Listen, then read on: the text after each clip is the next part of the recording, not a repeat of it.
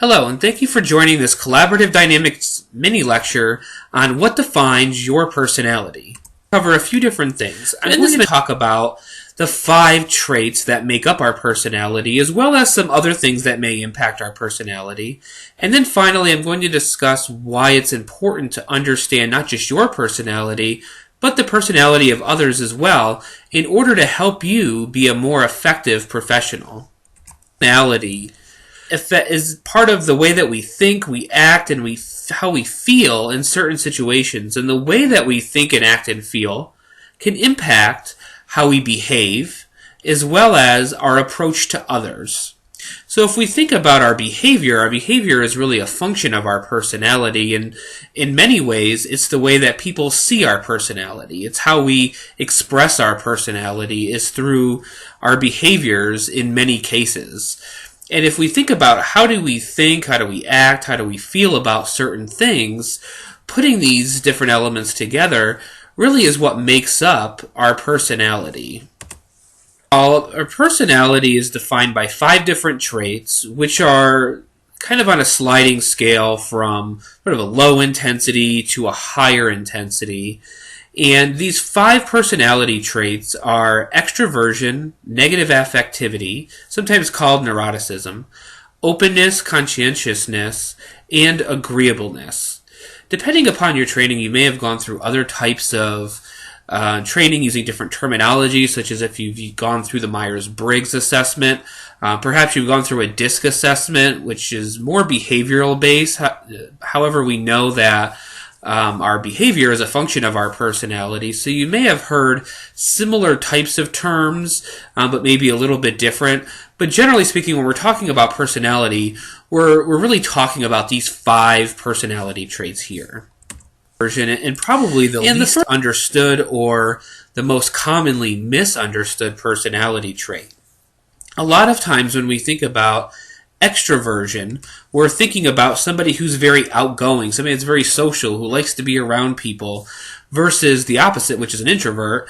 And we tend to think of introverts as people who are just shy, who don't like to be around people, maybe like to be at home reading a book, or homebodies, try to avoid being in social situations. However, that's not really the case. Extraversion and introversion isn't really just outgoing versus being shy. It's really a little bit different than that. And let's think about introversion and extroversion really in terms of how do we recharge? Where do we get our energy from as individuals? If I'm an introvert, I lose energy around people. When I'm in a social situation, it really drains me. It drains my energy, especially over long periods of time, which doesn't mean that an introvert doesn't like to be around other people. They may very much like being around other people and like the company of others. However, they tend to lose their energy around other people. And with that, they recharge when they're alone. So many times, introverts tend to sort of enjoy some of that time by themselves, maybe reading a book, doing work themselves, maybe on their computer, playing games, so on and so forth, where they're able to be alone. And for them, that's really how they recharge their batteries. Our introverts or extroverts lose energy when they're alone for long periods of time. So our extroverts tend to get very bored, sort of fidgety, really losing a lot of their energy. It sort of saps their energy when they're alone for long periods of time. And they tend to recharge or gain energy when they're around others. So really the opposite of the extrovert.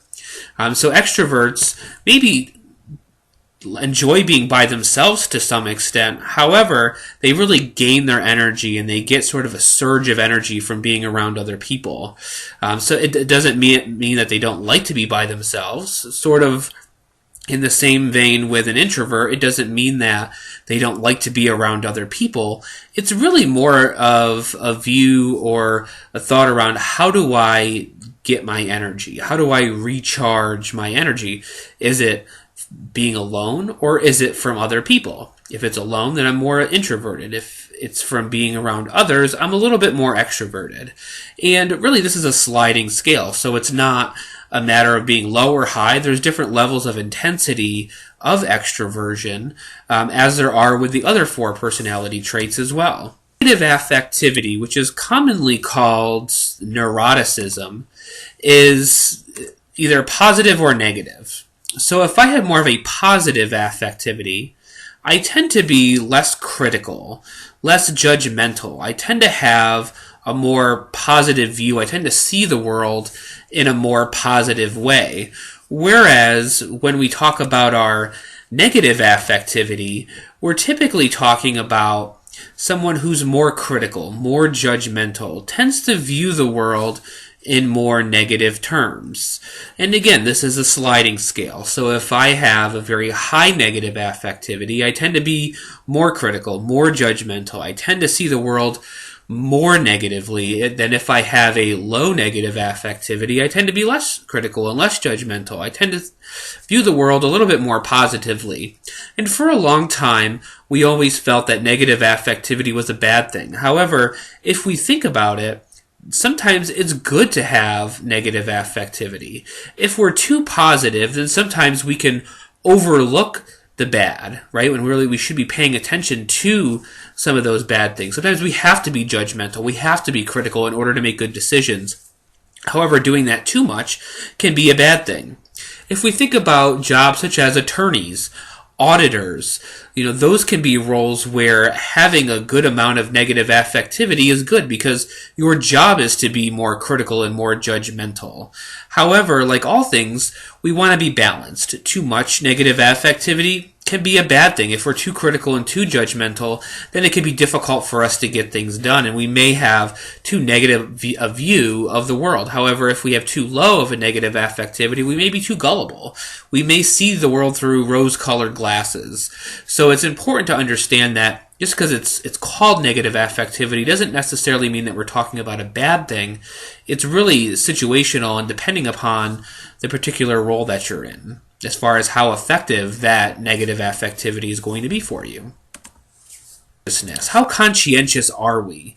And one way to think about conscientiousness is, in terms of organization, order, discipline, how careful and thorough we tend to be as individuals. We may be this person on the left who's just very cluttered and disorganized, very freewheeling and spontaneous. And then on the other hand, you may be somebody on the right who's a little bit more ordered and disciplined. You may have sort of a rhythm to your madness and certain ways that you tend to do things.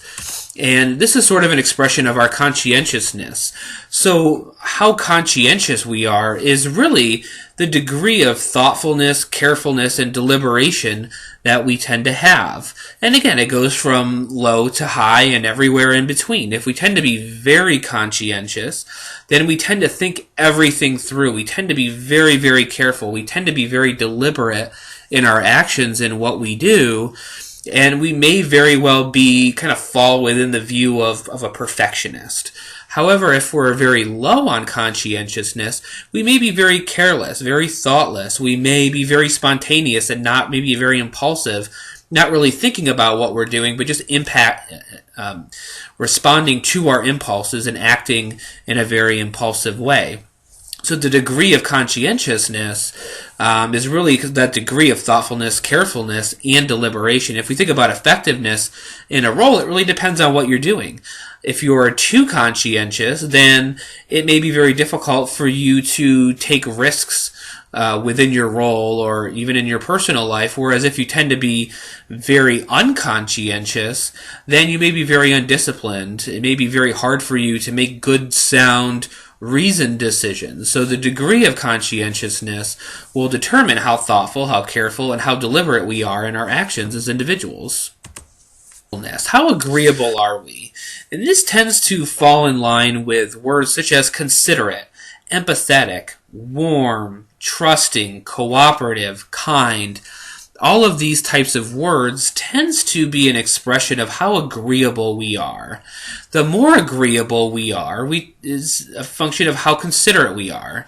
People that are very agreeable tend to have a lot of empathy for others, tend to be very warm and caring people.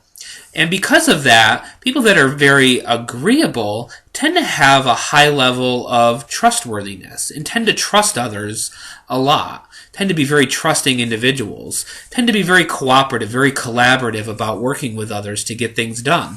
On the other hand, if I'm very low on agreeableness, I may not be very considerate towards others. I may not consider other people's feelings as much when I'm making decisions. I may come across as a little bit more cold or unfeeling than somebody who's more agreeable. I may not be as cooperative in getting things done. I may prefer to do things myself and not cooperate with others. I may be a little bit more hostile towards cooperating and collaborating with others, and I may not trust individuals as much. So again, this is a degree of agreeableness, whether it's high or low, and being too agreeable can lead to maybe being taken advantage of. If you're too agreeable, you may be too trustworthy. You may trust people that you shouldn't be trusting. And if you're not agreeable at all, then it may be difficult for you to open up and work with other people in order to get things done. And as we know, when we work with other people, we tend to be more effective and be able to accomplish more. So that could hold us back in terms of being a team player. So again, it's about having that balance of agreeableness and how considerate, empathetic, warm, trusting, cooperative, and kind we are as individuals. Finally, our openness to new experiences. People that are open to new experiences tend to experiment more. They tend to try out new things. They tend to be very curious about what happens if I do this, or what does this look like? They tend to be very open to new experiences and trying new and different things, even if there's a lot of uncertainty around that or a lot of risk around that. People that are very open tend to be very open to change, particularly if we think from an organizational standpoint. Organizations change constantly, so those that are a little bit more open to new experiences may tend to be a little bit more change ready and willing to go along with change efforts. They may be very much more spontaneous than others, willing to try new things, get in there, do it, get their feet wet, and again, do it in a way that's very curious. They may experiment, poke around, see how it works, maybe try out new things a little bit, test the limits of what they're trying to do. And being too open may lead to us being too large of a risk taker, right? If we're experimenting and trying new things, if we're always trying to change things, then that may put us in a position to where we're not really making what we're doing work very well. We're just constantly trying to change. And it could get us into trouble if we're too curious, if we're too spontaneous, if we're experimenting too much, may lead us down a path that maybe we shouldn't be going down. However, not having a strong openness to new experiences may make us very averse to change. If I'm not a very open person, then I may not really want to change who I am. I may want to be very set in my ways. People that are less open to new experiences tend to like routine and order. They tend to be very disciplined in the way that they're doing things. So to get them out of that routine can be very difficult. Maybe not wanting to experience new things. They may not be very spontaneous or curious. They may like things the way that they are and really taking comfort in the way that things are. So there's really, again, a degree of openness, and with all 5 of these personality traits, neither one is better or worse. To be on the extremes of either one is probably not where we want to be. Ideally, it's probably better to be a mix of all of these. However, when we think about the sliding scale of all 5 of these personality traits and the combination therein, it really makes for a very complex mix of an individual, which is why, as individuals, we're so different from one another. What's best? So what's the best personality traits to have? Is it better to be an introvert or an extrovert? Is it better to be very open to new experiences or closed to new experiences? In reality, there really is no best or right set of personality traits. And again, when we think about that extreme, we all lie on in between the high and the low on all 5 of those. So there are millions of combinations of personality traits, and no one is better or worse than others. The effectiveness of a trait is really a very complex thing, and in some cases it's very situational. Our personality may be very, very effective in certain types of situations and certain types of jobs, and not as effective in other types of jobs, and we need to make sure that we understand that. We also should understand that really our personality doesn't change very much. Our personality is very much who we are as individuals, and that's ingrained in us at a very early stage in life. And some psychologists believe as early as 3, our personality is very much ingrained in us. So our personality really doesn't change very much throughout our lives. However, we can affect how we behave as individuals. We can adapt our behaviors in ways that are more beneficial. So if we know that a certain personality trait that we have will hold us back in a situation, we can adapt our behavior in a way to compensate for that. Diverse individuals, which is important to building an effective team. Effective teams tend to be very diverse, tend to have different personalities, tend to have different traits, and we can recognize our own traits, and we can recognize the traits of others, and when we do that, we can be much more effective. We know that personality is very, very complex, so we need to be careful that we're not generalizing or labeling people as an introvert or an extrovert or open or not open or so on and so forth. Really, we're a mix of all 5 of these traits. We're a mix of extraversion, conscientiousness, negative affectivity, agreeableness, and openness, and with that, there is no perfect mixture. So I hope that you enjoyed this mini lecture and taking the time to listen to this collaborative dynamic mini lecture on our personality. I hope that you stay in touch with me. You can connect with me online at collaborativedynamics.org. You can also find me, Micah Schramm, on LinkedIn, as well as shoot me an email at mpschramm@gmail.com. So again, thanks for taking the time to listen to this collaborative dynamics mini lecture. We're together, we're getting things done.